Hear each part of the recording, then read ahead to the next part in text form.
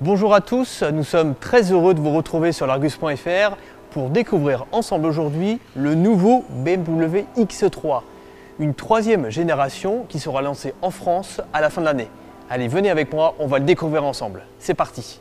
Alors sur le plan du style, le X3 s'affirme pour mieux ressembler à son grand frère le X5 avec ses nouvelles optiques, ce nouveau bouclier, mais surtout ce qui le distingue du modèle précédent, c'est ses calandres. Regardez la taille des naseaux, elles sont nettement plus grandes que sur l'ancien modèle.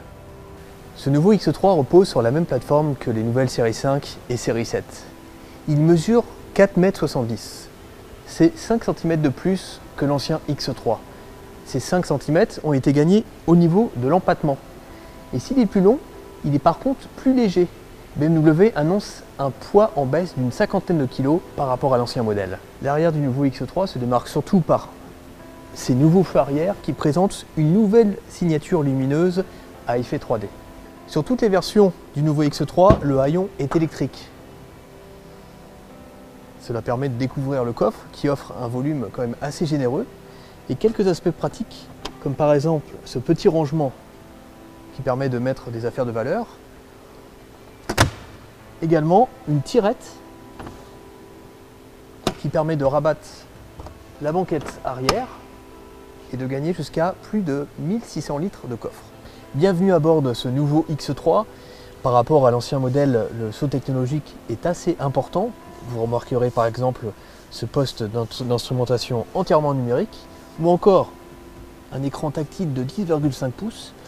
Bon, bien sûr, ça sera réservé aux finitions les plus luxueuses, mais ça a quand même le mérite d'exister.